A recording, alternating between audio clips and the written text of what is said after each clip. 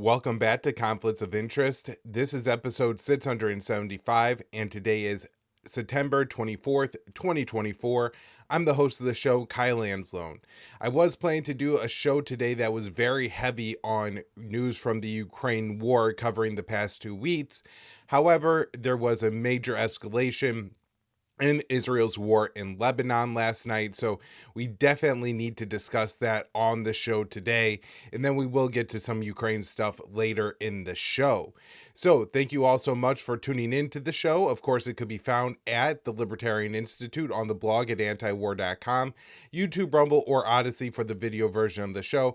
And of course, all the work I put out, articles, newsletters, podcasts, are all published on my Twitter feed at Kyle Anzalone _. Additionally, you can support the show by supporting our sponsor, and that is right now the Expat Money Summit 2024, which is the world's largest offshore event, is taking place entirely online in a couple weeks here now from October 7th through the 11th. So I know I have been talking about this summit for quite some time on the show, but we are just a few weeks out now, and I really recommend that everybody head on over and at least get your complimentary ticket. You know, you can get a ticket to this event that is completely free. You either go to expatmoneysummit.com or just follow through from the link in the show notes page. There's going to be a great lineup of speakers at the event, including Dr. Ron Paul, Tom Woods, and Scott Horton. If that's not enough, I will be speaking on one of the VIP panels along with Dave DeCamp and Hervoya Morik on the potential for World War III. I think that's going to be a really interesting discussion. I'm really looking forward to talking with those guys. And if you want one of the VIP tickets to the event, you could get that $100 off with the promo code Kyle, Kyle. Either way, getting just the free ticket or the VIP ticket, you are helping this show, especially when you use my promo code and the link in the show notes page to get your complimentary ticket. All right, everyone, with that, let's get into the show today. And the big news, of course, is the massive Israeli attack on Lebanon. So this from Dave DeCamp, antiwar.com. Israeli strikes kill at least 492 in Lebanon. So Israel dramatically escalated its military operations in Lebanon on Monday, launching strikes against residential areas across the south and east of the country, killing hundreds of people. According to Lebanon's health minister, at least 492 people were killed in the Israeli strikes, including 38 children and 58 women. Another 1,645 people were wounded. Al-Mayadeen reported that it's estimated that Israeli warplanes launched 1,100 airstrikes. Israel also launched an airstrike in Beirut and said it killed Ali Kakari, the head of Hezbollah's southern command. But Hezbollah said the commander was fine and, God willing, is in full health and wellness, and he was transported to a safe area. Tens of thousands of residents of southern Lebanon fled the Israeli bombardment and headed north. The Israeli military threatened it would expand strikes to eastern Lebanon's Bekaa Valley and told residents to leave. Later in the day, Israel began bombing the area. To justify the bombing of civilian homes in Lebanon, the Israeli military claimed Hezbollah was storing large missile and missile launchers inside houses. Israel offered no evidence for the claim besides animated videos and overhead footage that purported to show airstrikes on homes in Lebanon, but it was unclear. I saw a lot of people posting, some pro-Israeli accounts posting these videos, and they said that, oh, there's secondary explosions going on in the homes, but that didn't really seem to be what we were looking at in those videos. There were certainly flare-ups. So the house is burning on fire, and you continue to see little flare-ups. I wouldn't necessarily call them explosions, and my guess is that however these homes are heated, whether it's some kind of oil or liquefied gas, I'm not sure, that if a home, let's say, is hit by an airstrike and there's a major fire in the home, and then these systems are leaking, then, you know, that's going to cause flare-ups of the fire until, of course, the tank either leaks out or explodes or something like that itself. And so I haven't seen anything that was confirmation of Hezbollah storing these large missiles in people's homes. And if you look at some of the animations that Israel has put out, it just seems completely ridiculous. You know, they have missiles in rooms that are literally the size of the room. How could that ever be useful to Hezbollah? You would have to disassemble the missile and, bring it outside of the house that way. And so the Israeli claims here seemed completely ridiculous. And it reminded me a lot of the Israeli quote unquote evidence put forward that the Al Shifa hospital was used as a Hamas command and control center. And so I expect the US will bat the Israeli claims here, even though there's no evidence for them. But again, there's just no evidence for any of this. So Israel is expected to continue escalating its attacks on Lebanon, but Lebanese security forces told Middle East Eye that a ground invasion is not likely, even though Israel is amassing troops. One source said, Israel knows that if it infiltrates Lebanon, the Lebanese army and Hezbollah will have military superiority on the ground. If the Israeli army carries out a ground invasion, the Lebanese army will participate with Hezbollah in confronting and defending. Now, one thing I think maybe this story misses is what would happen if Israel chose, not to do a ground invasion anytime soon, at least, but just launched a massive bombing campaign. We're talking about tens of thousands, maybe even more bombs, artillery shells, tank shells being fired into Lebanon from Israel. This could really soften up the defenses and make it possible for a ground invasion sometime in the future. So Israel's escalations came almost a week after it blew up thousands of pagers and walkie-talkies belonging to Hezbollah, killing dozens, including 2 children. This past Friday, Israel launched a major airstrike in Lebanon, killing 45 people, including a senior Hezbollah commander, 3 children, and 7 women.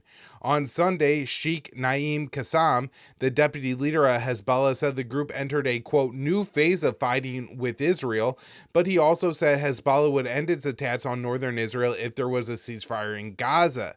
Instead of pushing for a ceasefire in Gaza, the U.S. is backing Israel's latest escalation in Lebanon, and we'll get more into that in a second here.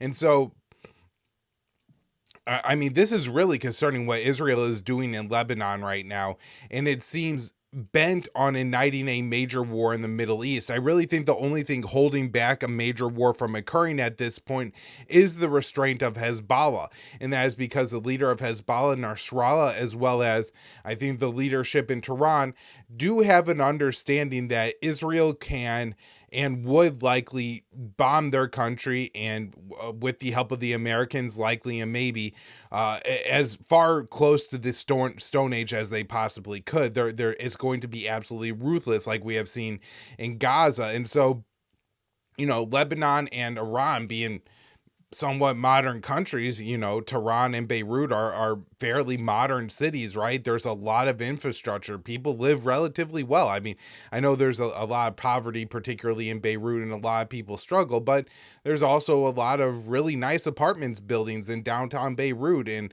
a lot of other really nice infrastructure that the country has built over time there. And Israel will take out and destroy all of that if a war breaks out. And so I think Hezbollah still sees a advantage to trying to keep this on the back burner, and basically whenever Israel stops the operations in Gaza, they could declare quote unquote victory over Israel by saying that they basically prevent the ethnic cleansing of the Palestinians in Gaza by tying the Israeli army up in the north over the past year. And that's kind of what I think Hezbollah is hoping for here. It just seems unlikely that things are going to de-escalate in Gaza anytime soon, which means that if Israel keeps escalating in Lebanon, eventually Hezbollah will have to, I think, start conducting major attacks against Israel in order to try to beat back and deter the Israelis, because obviously, just engaging in these tit-for-tat strikes is only allowing Israel to continue to ramp up and take out more and more senior leaders of Hezbollah. So I think we're going to see a major escalation here soon. All right, next up here, U.S. sending more troops to the Middle East after Israel's escalation in Lebanon. So the Pentagon said Monday it's sending additional troops to the Middle East after Israel significantly escalated its bombing campaign in Lebanon earlier in the day. So Pentagon spokesman Major General Pat Ryder said, in light of the increased tensions in the Middle East and the abundance of caution, we are sending a small number of additional U.S. military personnel forward to augment our forces that are already in the region. Ryder didn't say how many troops the U.S. would send to the region, but this is his quote. He said, "But for operational security reasons, I'm not going to comment or provide specifics. There are currently about," and then Dave adds in his article here, there are currently about 40,000 U.S. military personnel across the Middle East. Now, I think this probably signifies one of two things. It's either a very small token deployment, and really what the deployment is for is to send a message to Israel and, the American people that the U.S. still supports Israel, even as they're doing exactly what the White House is asking them not to do, which is escalate the war in Lebanon. Or the U.S. is sending a fairly large force because they do think a major war is about to break out. I think in either of those cases, they would really want to downplay the number of troops they're sending to the Middle East for different reasons. So throughout the past year, the U.S. has sent additional forces to the Middle East as a show of support for Israel.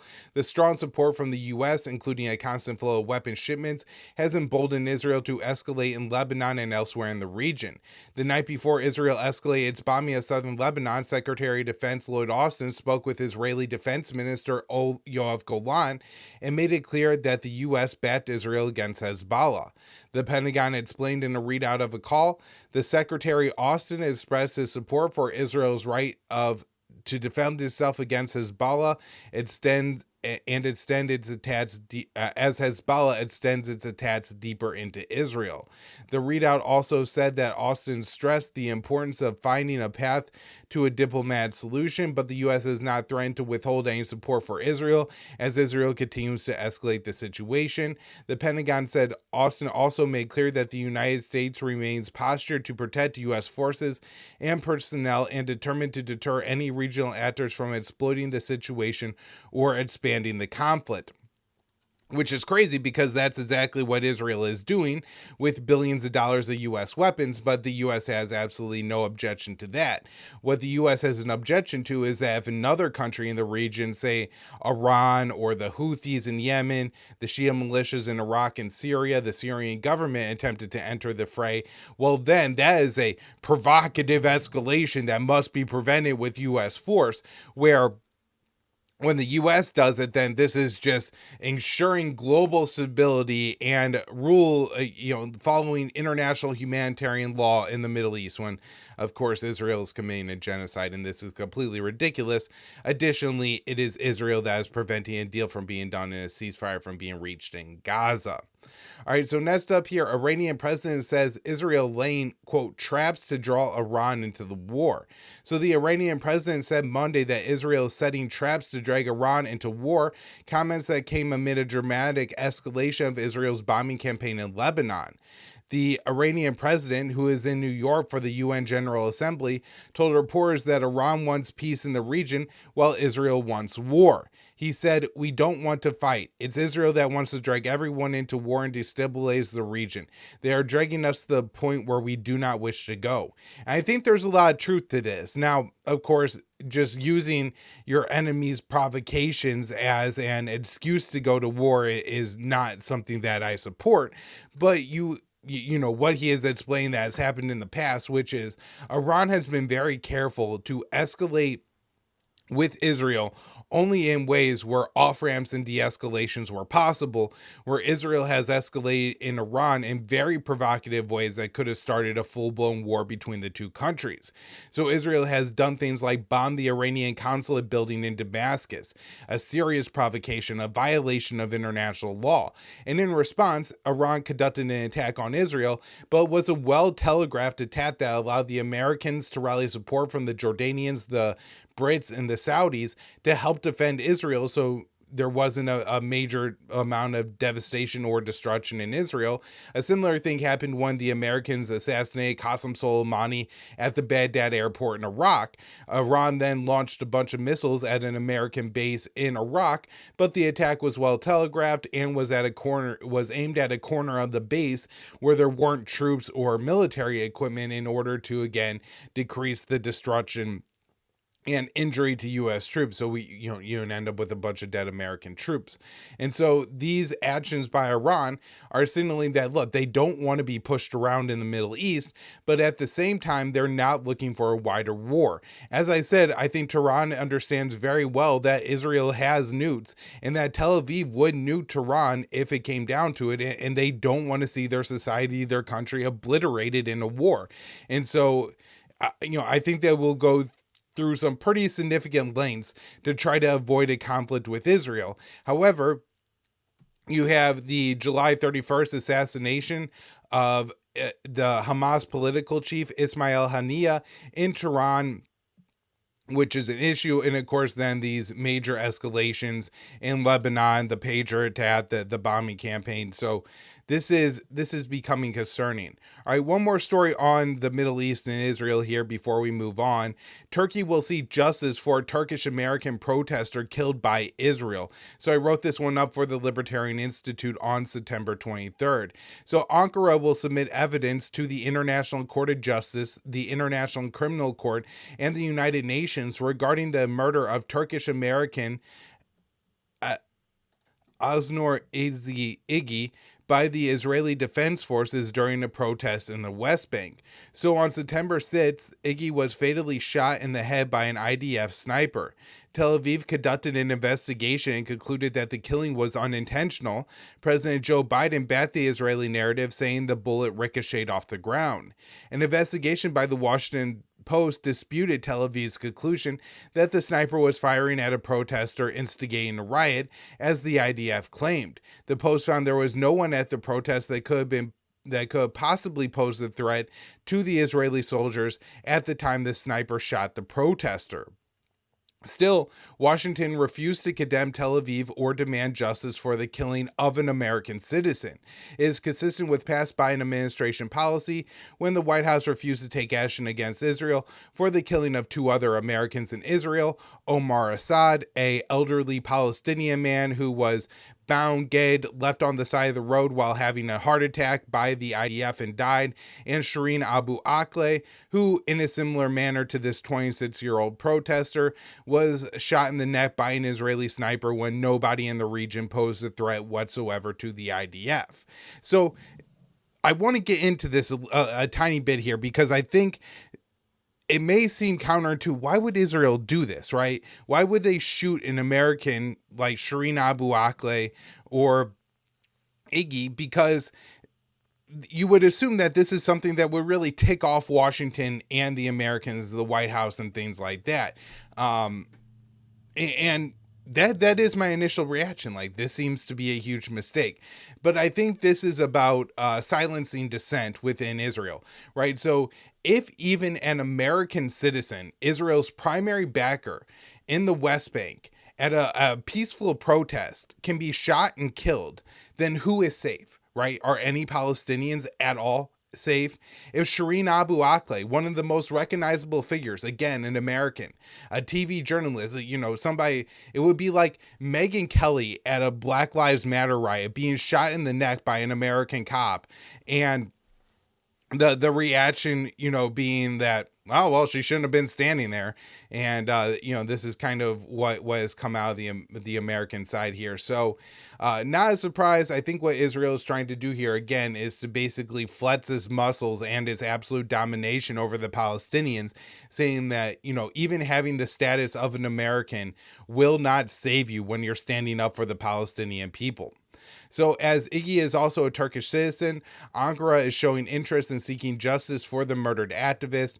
A top Turkish official explained Ankara's position to reporters. This is the justice minister, who said, "We will both bring her reports to the United Nations Security Council's agenda and submit our sister reports and evidence to the International Court of Justice, where the genocide case is continuing. We will also submit evidence to the ongoing investigation about Israel's aggression to the International Criminal Court. So I do think Turkey is going to follow through with this. There's a lot of analysts who I think have overstated how willing Turkey is to take on Israel over the genocide in Gaza. But I do think this is something that Turkey will take an issue with Israel on, and will continue to push this forward. All right, now let's try to catch up on some news over the past couple weeks when it comes to the war in Ukraine. So this one, Dave DeCamp, September 8th, antiwar.com. CIA, MI6 praise Ukraine's Kursk invasion for bringing war to ordinary Russians. So CIA Director William Burns and Richard Moore, the head of UK's MI6 foreign intelligence agency, spoke at an unprecedented joint public event in London on Saturday, where they praised Ukraine's invasion of the Kursk Oblast. Moore said that Kursk invasion was typically audacious and bold on the part of the Ukrainians to try to change the game, and said it brought the war home to ordinary Russians. Burns said the Kursk operation was a significant tactical achievement that boosted morale in Ukraine. While fighting continues in Kursk, Russian forces have been making more rapid gains in Ukraine's Donbass region since the invasion was launched. And this is, of course, problematic because it is the U.S. greenlighting attacks on Russian territory. Now, this was a pretty interesting story from September 9th. Germany's Scholz calls for push towards peace in Ukraine. So on Saturday, this would have been, I think, Saturday the 8th, German Chancellor Olaf Scholz called for a diplomatic push towards peace in Ukraine and said he and the Ukrainian President Zelensky agreed that Russia to attend a future peace summit. So Scholz said, "I believe that now is the time to discuss how to arrive at peace from this state of war, indeed at faster pace. There will certainly be a future peace conference, and the president and I agree that it must be one with Russia present." Scholz's comments mark a rare call for peace in Ukraine from a leader of a NATO country.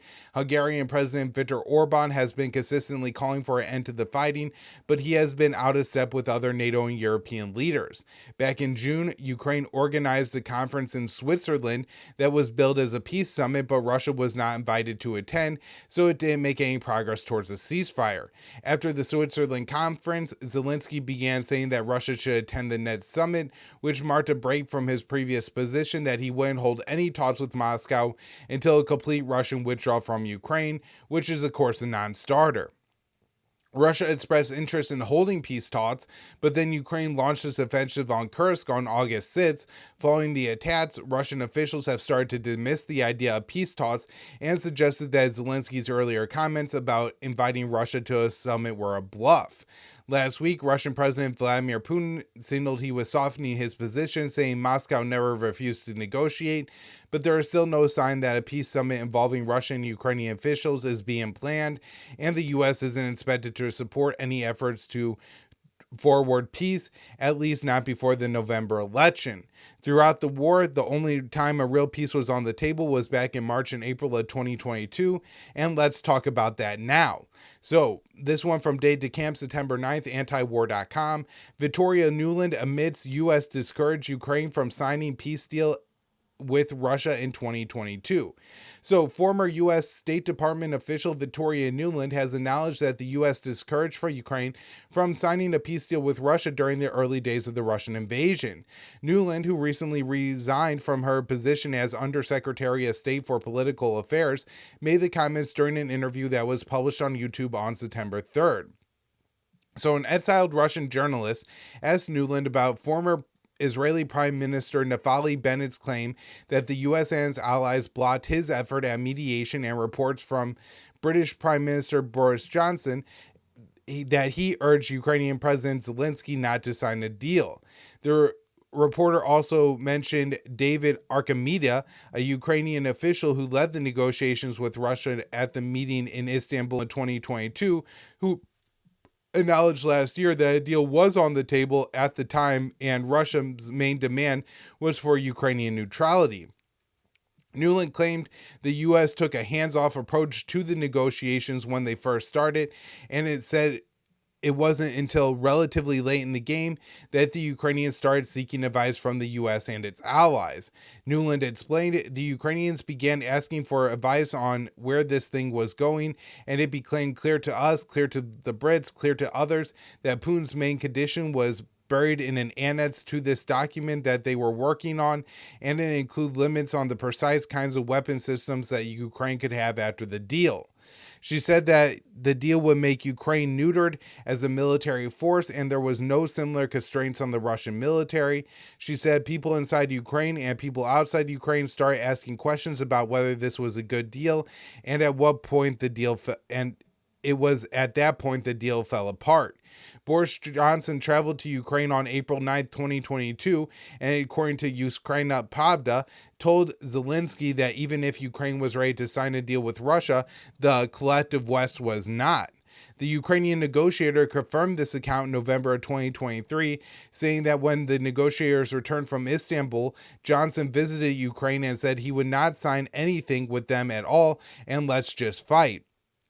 On April 20th, 2022, around the time the talks broke down, then Turkish foreign minister said Turkey thought a deal could be reached following the Istanbul talks, and it got the impression from some NATO members wanting to prolong the war to weaken Russia. So the foreign minister said, after the talks in Istanbul, we did not think that the war would take this long, but following the NATO foreign ministers meeting, it was the impression that there were those within NATO member states that want the war to continue.